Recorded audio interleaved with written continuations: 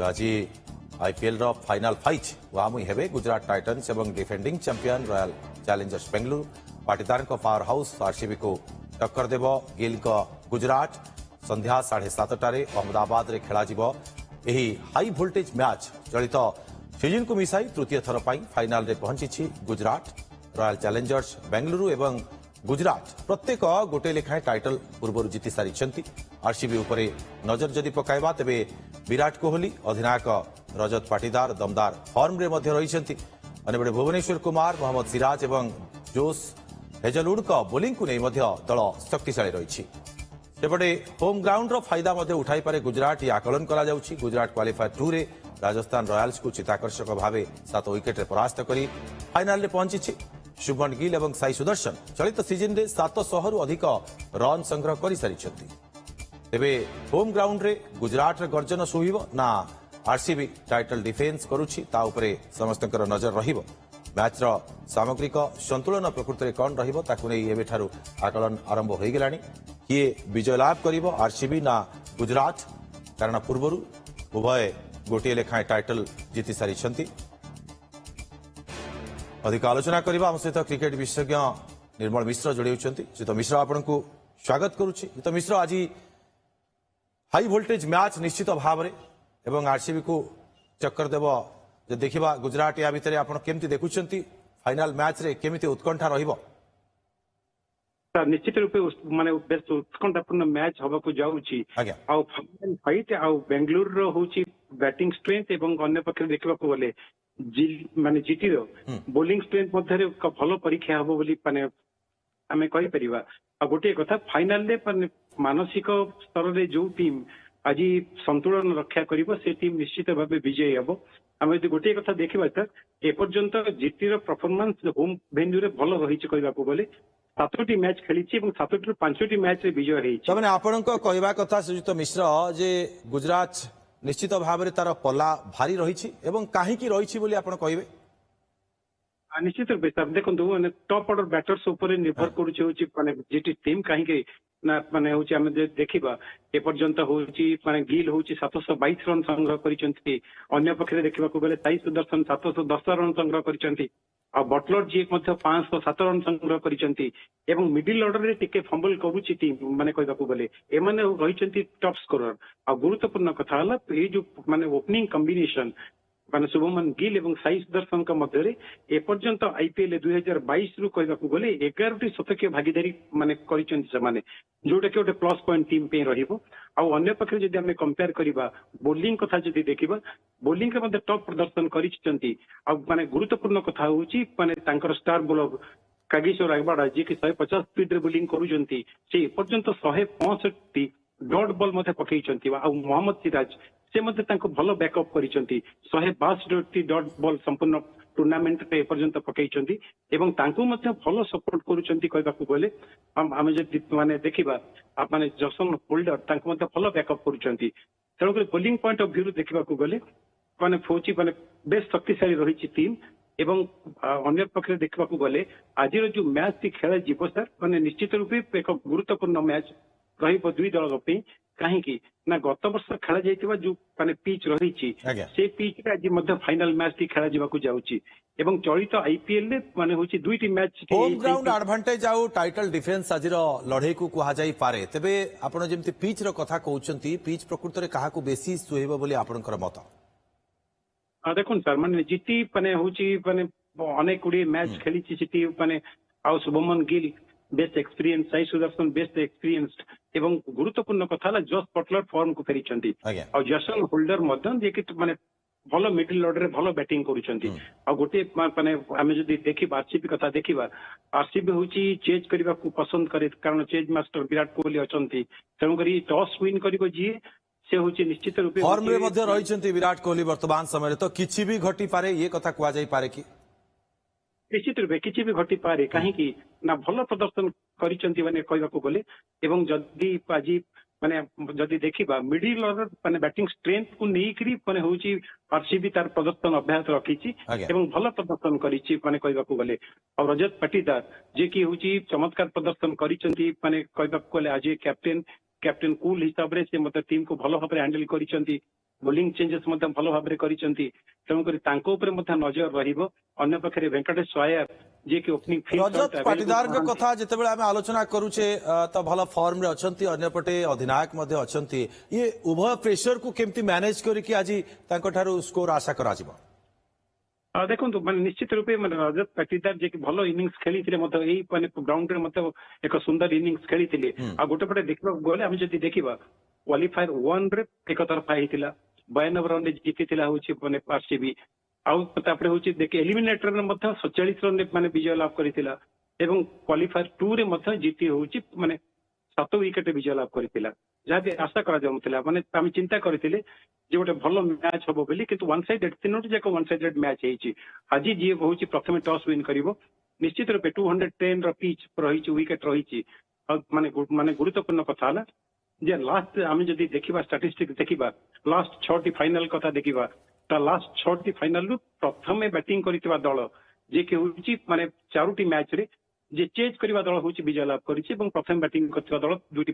ମ୍ୟାଚରେ ବିଜୟ ଲାଭ କରିଛି ତେଣୁକରି ବେଶ ଇଣ୍ଟରେଷ୍ଟିଂ ହବାକୁ ଯାଉଛି ଆଉ ତାପରେ ମାନେ ଗୁରୁତ୍ୱପୂର୍ଣ୍ଣ କଥା ହଉଛି ମାନେ ସବୁତକ ଷ୍ଟାର ପ୍ଲେୟାର ମାନେ ବର୍ତ୍ତମାନ ରହିଛନ୍ତି ହଉଛି କହିବାକୁ ଗଲେ ଜିଟି ଦଳରେ ତାଙ୍କର ପ୍ରଦର୍ଶନ କିପରି ରହୁଛି ବୋଲିଂ ହିସାବରେ ଆମେ ଯଦି ଦେଖିବା ତ୍ୟାଗୀଶ୍ୱର ରାବାଡା ଯିଏକି ମାନେ 28ଟି ୱିକେଟ ନେଇ ସାରିଛନ୍ତି ଏବଂ ଯେତେବେଳେ ଶ୍ରୀଯୁକ୍ତ ମିଶ୍ର ଆମେ ଆଲୋଚନା କରୁଛେ ଗୁଜରାଟର ବୋଲିଂକୁ ନେଇକି ଇଏ ବୋଲିଂକୁ କେମିତି ସାମ୍ନା କରିବେ ବିରାଟ କୋହଲି ୟା ପାଇଁ କିଛି ସ୍ୱତନ୍ତ୍ର ରଣନୀତି ମଧ୍ୟ ବିରାଟ କରିଥାଇ ପାରନ୍ତି କି ନିଶ୍ଚିତ ରୂପେ ଉଭୟ ଦଳ କାହିଁକି ନା ଆମେ ଯଦି ଦେଖିବା ସାର୍ ଗୋଟେ ମାନେ ଗୋଟେ ଗୁରୁତ୍ୱପୂର୍ଣ୍ଣ ଫ୍ୟାକ୍ଟର ହଉଛି ଆମେ ଯଦି ମାନେ ଏପଟେ ଦେଖିବା ଆରସିବି ର ପ୍ଲେ ମାନେ ପାୱାର ପ୍ଲେର ମାନେ ହଉଛି ବ୍ୟାଟିଂ ଷ୍ଟ୍ରାଟେଜି ଦେଖିବା ସେମାନେ ଆଭରେଜ 9 ରନ୍ ଲେଖେ ସଂଗ୍ରହ କରିଛନ୍ତି ଫେରାଜ ଆମେ ଯଦି ଜିଟି କଥା କମ୍ପେୟାର କରିବା ମାନେ ସେମାନେ ହଉଛି 12-13 ରନ୍ ଲେଖେ ହଉଛି ପାୱାର ପ୍ଲେୟର ଆଭରେଜ ସେମାନେ ବ୍ୟାଟିଂ କରିଛନ୍ତି ଏପର୍ଯ୍ୟନ୍ତ ତେଣୁକରି ମାନେ ତାଙ୍କର ପିକଅପ୍ ରହିଛି ସେମାନେ ମଧ୍ୟ ମାନେ ପିକଅପ୍ ନେଇପାରିବେ ହଉଛି ମାନେ ବିରାଟ କୋହଲି କାରଣ ବହୁତ କିଛି ନିର୍ଭର କରୁଛି ବିରାଟ କୋହଲିଙ୍କ ବ୍ୟାଟିଂ ଉପରେ ଫିଲ୍ଡ ସଲ୍ଟ ଆଭେଲେବୁଲ ଯଦି ବା ଅଛନ୍ତି ଆଜି ଖେଳିବେ କି ନାହିଁ ସେଇଟା ମଧ୍ୟ ତାଙ୍କ ପାଇଁ ଗୋଟେ ମାନେ ଟିମ୍ ପାଇଁ ଗୋଟେ ବଡ ମାନେ ସମସ୍ୟା ସୃଷ୍ଟି କରିପାରେ ଯଦି ଖେଳିବେ ତାଙ୍କର ଅନେକ ଅଭିଜ୍ଞତା ରହିଛି ଏବଂ ବେଶ ଆକ୍ରମଣାତ୍ମକ ଖେଳାଳି ଏବଂ ଅନ୍ୟ ପାଖରେ ଦେଖିବାକୁ ଗଲେ ଆକ୍ରମଣାତ୍ମକ ଖେଳ ହଉଛି ମୂଳ ମାନେ ଅସ୍ତ୍ର ହଉଛି ମାନେ ଆରସିବିର ମିଡିଲ ଅର୍ଡରରେ ଚମତ୍କାର ବ୍ୟାଟିଂ ପ୍ରଦର୍ଶନ କରୁଛନ୍ତି ୱିକେଟ ପଡୁ ପଛେ ମାନେ ପ୍ରାରମ୍ଭିକ ଅବସ୍ଥାରେ ୱିକେଟ ପଡିଲେ ମଧ୍ୟ ସେମାନେ ତାକୁ ହଉଛି ମାନେ କ୍ୟାପିଟାଲାଇଜ କରିପାରୁଛନ୍ତି ଆକ୍ରମଣାତ୍ମକ ବ୍ୟାଟିଂ ମାଧ୍ୟମରେ ଆଉ ଗୁରୁତ୍ୱପୂର୍ଣ୍ଣ କଥା ହେଲା ସାର୍ ସମ୍ପୂର୍ଣ୍ଣ ଟୁର୍ଣ୍ଣାମେଣ୍ଟରେ ବର୍ତ୍ତମାନ ଆରସିବି ଅଧିକ ସର୍ବାଧିକ 200+ ରନ୍ କରିଛି ସେଇଟା ଗୋଟେ ବଡ ଆଡଭାନ୍ଟେଜ ସେ ଟିମ୍ ପାଇଁ ରହିବ ନିଶ୍ଚିତ ରୂପେ ଆଉ ମାନେ ଭଲ ବ୍ୟାକଅପ୍ ଦଉଛନ୍ତି ତାପରେ ଆରସିବିର ପେସ୍ ଆଟାକକୁ ଆପଣ କେମିତି ଦେଖୁଛନ୍ତି ଆଜି ଭୁବନେଶ୍ୱର କୁମାର ମହମ୍ମଦ ସିରାଜଙ୍କ କଥା କୁହନ୍ତୁ ଏବଂ ଯଦି ଦେଖିବା ଜୋସ୍ ହେଜଲଉଡଙ୍କ କଥା କୁହନ୍ତୁ ଇଏ ତ୍ରିମୂର୍ତ୍ତିଙ୍କର ପ୍ରଭାବ କେମିତି ଆଜି ଦେଖିବାକୁ ମିଳିବ ମ୍ୟାଚରେ ଲାଗୁଛି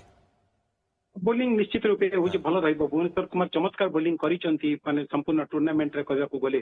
26ଟି ୱିକେଟ ଅକ୍ତିଆର କରିଛନ୍ତି ସେ ମଧ୍ୟ କି ଫ୍ୟାକ୍ଟର ରହିବ ଏବଂ ମାନେ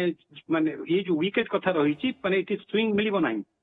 ତେଣୁକରି ମାନେ ତାଙ୍କୁ ଭଲ ୟାର୍କର ବୋଲର ସେ ହଉଛି ମାନେ କହିବାକୁ ଗଲେ ଏବଂ ଜୋସ୍ ହେଜଲଉଡ୍ ଆସିବା ପରେ ବ୍ୟାପକ ପରିବର୍ତ୍ତନ ହେଇଛି ଟିମ୍ ବୋଲିଂ ଲାଇନ ଉପରେ ଏବଂ ଇନିସିଆଲ ଷ୍ଟେଜରେ ମଧ୍ୟ ୱିକେଟ ନେବାକୁ ସେ ସକ୍ଷମ ହେଇଛନ୍ତି ଏବଂ ଯେତେବେଳେ ମଧ୍ୟ ରଜତ ପାଟିଦାର ତାଙ୍କୁ ଭଲ ଭାବରେ ବ୍ୟବହାର ୟୁଜ୍ କରିଛନ୍ତି ସମ୍ପୂର୍ଣ୍ଣ ଟୁର୍ଣ୍ଣାମେଣ୍ଟରେ ଯୋଉଟାକି ଗୋଟେ ପ୍ଲସ୍ ପଏଣ୍ଟ ରହିଛି ହଉଛି ମାନେ ଆରସିବି ପକ୍ଷରେ ଏବଂ ସେ ୱିକେଟ ଦେଇଛନ୍ତି ଏବଂ ମଧ୍ୟ କି ୱିକେଟ ଟେକର ମଧ୍ୟରୁ ମଧ୍ୟ ଅନ୍ୟତମ ରହିଛନ୍ତି ଏବଂ ସମସ୍ତେ ଭଲ ସପୋର୍ଟ ଦେଇଛନ୍ତି ବୋଲିଂ ମାନେ ସେ ପଏଣ୍ଟ ଅଫ୍ ଦେଖିବାକୁ ଗଲେ ତେବେ ନରେନ୍ଦ୍ର ମୋଦି ଷ୍ଟାଡିୟମରେ ଟସ୍ର ଭୂମିକାକୁ ଆପଣ କେମିତି ଦେଖୁଛନ୍ତି ଆଜି ଯିଏ ପ୍ରଥମେ ଜିତିବ ବ୍ୟାଟିଂ କରିବା ଠିକ୍ ରହିବ ନା ଚେସ୍ କରିବା ଠିକ୍ ରହିବ ନିଶ୍ଚିତ ରୂପେ ମାନେ ଯିଏ ଟସ୍ ୱିନ୍ କରିବ ଯାହାବି ମାନେ ଯୋଉ ମ୍ୟାଚ୍ ଗୁଡିକ ଖେଳା ଯାଇଛି ମାନେ ୱିକେଟ ନିଶ୍ଚିତ ରୂପେ ସ୍ଲୋ ହବ ଏବଂ ମାନେ ଡ୍ୟୁ ଫ୍ୟାକ୍ଟର ଟିକେ ମଧ୍ୟ ସମସ୍ୟା ସୃଷ୍ଟି କରିପାରେ ସେକେଣ୍ଡ ଇନିଂସରେ ବ୍ୟାଟିଂ ମାନେ it will be tough job on the part of the both captains whether to bat first or to bowl first କାହିଁକି ନା ମାନେ ନିଶ୍ଚିତ ରୂପେ ଜିଟି ଚାହିଁବ ଗୋଟେ ବଡ ସ୍କୋର କରିବା ପାଇଁ ଯଦି ଟସ୍ ହାରେ ତାହେଲେ ହଉଛି ପଛରେ ବୋଲିଂ କରିବ ହଉଛି ଶୁଭମନ ଗିଲଙ୍କ ଷ୍ଟ୍ରାଟେଜି ହଉଛି ସେଇଆ ଚେଞ୍ଜ କରିବା ପାଇଁ ସେ ପସନ୍ଦ କରିବେ କାହିଁକି ନା ବହୁତ ବଡ ଗ୍ରାଉଣ୍ଡ ଏବଂ ଭଲ ମାନେ 200ରୁ 220 ରନ୍ ମଧ୍ୟ ଆରାମସେ ଚେଞ୍ଜ କରି ହବ ତେଣୁକରି ଚାହିଁବେ ସେମାନେ କଣ୍ଟେନ୍ କରିବା ପାଇଁ ଅପୋନେଣ୍ଟ ବ୍ୟାଟର୍ସ ମାନଙ୍କୁ ଏବଂ ଇନିସିଆଲ ବ୍ରେକ୍ ଥ୍ରୁ ନେଇକରି ଆଉ ଗୋଟିଏ କଥା both the teams they have to hold their nerves in a proper way କାହିଁକି ନା ଫାଇନାଲ ମ୍ୟାଚ ଯେତେ ଲେସ୍ ମିଷ୍ଟେକ୍ କରିବେ ମାନେ ତାହା ମାନେ ଭଲ ରହିବ ହଉଛି ଉଭୟ ଟିମ୍ ପାଇଁ ଆଉ ଗୁରୁତ୍ୱପୂର୍ଣ୍ଣ କଥା ମାନେ ଫିଲ୍ଡିଂ ହଉଛି ଦ୍ୟାଟ୍ ୱିଲ୍ ଆଜ୍ଞା ମାନେ ପ୍ଲେ ହୁଁ ହୁଁ ମାନେ ଭାଇଟାଲ ରୋଲ କହିବାକୁ ଗଲେ ଫିଲ୍ଡିଂ ରେ କ୍ୟାଚ୍ ହାତ ଜିଟି ଛଡ଼ା ଯେହେତୁ କରିବା ହୋମ ଗ୍ରାଉଣ୍ଡ ରେ ଖେଳୁଛି ଜିଟି ଉପରେ କେମିତି ଦର୍ଶକଙ୍କର ଚାପ ରହିବ ନା ଏମାନଙ୍କ ପାଇଁ ଗୋଟେ ବଡ ସୁଯୋଗ ଆଜି ମଧ୍ୟ ରହିଛି ବୋଲି ଆମେ କହିପାରିବା। ନିଶ୍ଚିତ ରୂପେ ଜିଟି ହୋମ ଗ୍ରାଉଣ୍ଡ ରେ ଖେଳୁଛି ଦର୍ଶକ ମାନଙ୍କର ଗୋଟେ ଆଡଭାଣ୍ଟେଜ ରହିବ ହୋମ ଗ୍ରାଉଣ୍ଡ ଭେନ୍ୟୁର ଗୋଟେ ଆଡଭାଣ୍ଟେଜ ରହିବ ଏବଂ ସେମାନେ ସଟନ ଷ୍ଟ୍ରାଟେଜି ନେଇକରି ନିଶ୍ଚିତ ରୂପେ ଉଭୟ ଟିମ୍ ଖେଳୁଥିବେ ଆଜ୍ଞା କିନ୍ତୁ ମାନେ ଯୋଉ କଥା ମାନେ ଜଣା ପଡୁଛି ମାନେ ସେମାନଙ୍କ ଚାହିଁବେ ଯୋଉ ହଉଛି ଇନିସିଆଲ ବ୍ରେକ୍ ଥ୍ରୁ ଭେଙ୍କଟେଶ ଆୟର ଯେପରି ଭାବରେ ଚମତ୍କାର ବ୍ୟାଟିଂ କରୁଛନ୍ତି ମାନେ ଯେତେବେଳେ ସୁଯୋଗ ପାଇଲେ ଫିଲ୍ଡ ସଟ୍ଙ୍କ ଇଞ୍ଜୁରୀ ପରେ ପରେ ସେ ମଧ୍ୟ ମାନେ ଚମତ୍କାର ବ୍ୟାଟିଂ ଆଗ୍ରେସିଭ ବ୍ୟାଟିଂ କରୁଛନ୍ତି ଦେଖିବାକୁ ଗଲେ Virat Kohli innings build up କରୁଛନ୍ତି ଆଉ ଯଦି ପାୱାର ପ୍ଲେରେ ମାନେ 2ଟି ୱିକେଟ ହରାଏ ମାନେ 50-60 ରନ୍ ଭିତରେ ହଉଛି ମାନେ 2-3ଟି ୱିକେଟ ହରାଏ ତାହେଲେ ନିଶ୍ଚିତ ରୂପେ ଆଡଭାଣ୍ଟେଜ ରହିବ ଆଉ ଜିଟିର ସ୍ପିନରଙ୍କ ବିରୁଦ୍ଧରେ ବିରାଟ ଆଜି କେମିତି ସ୍କୋର କରିବେ ବୋଲି ଆପଣ ଆଶା କରୁଛନ୍ତି କେମିତି ଜବାବ ଦେବେ। ନା ନିଶ୍ଚିତ ରୂପେ ରସିଦ ଖାନ ହଉଛି ତାଙ୍କର ଷ୍ଟାର ବୋଲର କିନ୍ତୁ ମାନେ ଆମେ ଯଦି 2-3ଟି ମ୍ୟାଚ୍ ଦେଖିବା ତାହେଲେ ହଉଛି ସେ ଭଲ ବୋଲିଂ କରିପାରିନାହାନ୍ତି ବହୁତ ଏକ୍ସପେନ୍ସିଭ ହେଇଛନ୍ତି ମଧ୍ୟ ଆଜ୍ଞା ଏବଂ ତାଙ୍କୁ ମଧ୍ୟ ମାନେ ବଡ ବଡ ସଟ୍ ମାନେ ସବୁ ଖେଳିଛନ୍ତି ଏବଂ ଅନେକ ଗୁଡିଏ ଛକା ମାନେ ମଧ୍ୟ ଖାଇଛନ୍ତି କାରଣ ଆମେ ଯଦି ଆଇପିଏଲ କୁ ମାନେ ଅନୁଶୀଳନ କରିବା ବା ଦେଖିବା ତାହେଲେ ବ୍ୟାଟର୍ସ ଆଇପିଏଲ ହେଇଛି ମାନେ ସମ୍ପୂର୍ଣ୍ଣ ରୂପେ କହିବାକୁ ଗଲେ ମାନେ ଅନବିଲିଭେବଲ ମାନେ ଛକା ଚୌକାର ବର୍ଷା ହେଇଛି ବୋଲି କହିବାକୁ ଗଲେ ରେକର୍ଡ ସଂଖ୍ୟକ ଛକା ହେଇଛି ରେକର୍ଡ ସଂଖ୍ୟକ ହଉଛି ଏପର୍ଯ୍ୟନ୍ତ ଚୌକା ମଧ୍ୟ ହେଇଛି ଏବଂ ରେକର୍ଡ ସଂଖ୍ୟକ ମଧ୍ୟ ସେଞ୍ଚୁରୀ ବ୍ୟାଟର୍ସ ମାନେ ସ୍କୋର କରିଛନ୍ତି ଯାହା ଫଳରେ କି ଆଶା କରାଯାଉଛି ଆଜି ଯଦି ଖେଳାଳିଙ୍କ କଥା ଦେଖିବା ଆଶୁତ ମିଶ୍ର କାହା ଭିତରେ ବେଶୀ ଲଢେଇ ହେବ ବୋଲି ଆପଣଙ୍କୁ ଲାଗୁଛି କେଉଁ କେଉଁ ଖେଳାଳିଙ୍କ ଭିତରେ ଶୁଭମନ ଗିଲ୍ ନିଶ୍ଚିତ ରୂପେ ଏପଟେ ସିରାଜ ରହିଛନ୍ତି ଏ ତ ଫାଇଟିଂଟା କାହା ଭିତରେ ବେଶୀ ହେଇପାରେ। ଆଶା କରାଯାଉଛି ହଉଛି ମାନେ ବିରାଟ କୋହଲି ମାନେ ଭର୍ସେସ ହଉଛି କାଗିସୋ ରବାଡା ରହିବ ନିଶ୍ଚିତ ଆଜ୍ଞା ରୂପେ ହଁ ଆଉ ଅନ୍ୟ ପାଖରେ ଦେଖିବାକୁ ଗଲେ ଶୁଭମନ ଗିଲ୍ ଆଉ ତାପରେ ଭୁବନେଶ୍ୱର କୁମାର ଏମାନଙ୍କ ଭିତରେ ଆଉ ଗୋଟିଏ ଗୁରୁତ୍ୱପୂର୍ଣ୍ଣ କଥା ହଉଛି ଯଦି ଇନିସିଆଲ ଷ୍ଟେଜରେ ଯଦି ସାଇ ସୁଦର୍ଶନଙ୍କ ୱିକେଟ ପଡେ ବା ପାୱାର ପ୍ଲେରେ ୱିକେଟ ମାନେ ହଉଛି 2-3ଟି ଲସ୍ କରେ ତାହେଲେ ଏଇଟା ଗୋଟେ ଡିସଆଡଭାଣ୍ଟେଜ ହବ ନିଶ୍ଚିତ ରୂପେ କାହିଁକି ନା କନସିଷ୍ଟେନ୍ସି ମିଡିଲ ଅର୍ଡରରେ ନାହିଁ ମାନେ କହିବାକୁ ଗଲେ ନିଲ୍ କହିବାକୁ ଗଲେ ହଉଛି ଜିଟିର ତେଣୁକରି ଏଇଟା ଗୋଟେ ମାନେ ବଡ ମାନେ ପ୍ରଭାବ ପକେଇବ ଆଉ ଇମ୍ପାକ୍ଟ ପ୍ଲେୟାର ମାନେ ଯୋଉ ପ୍ରକାର ଭୂମିକା ଗ୍ରହଣ କରୁଛନ୍ତି ତାହା ମଧ୍ୟ ଗେମର ଗତିପଥ ବଦଳାଇବାରେ ସକ୍ଷମ ହେଇପାରେ ଆଶା କରାଯାଉଛି ଏକ ଭଲ ହାଇ ଭୋଲ୍ଟେଜ ମ୍ୟାଚ୍ ହବ ବୋଲି।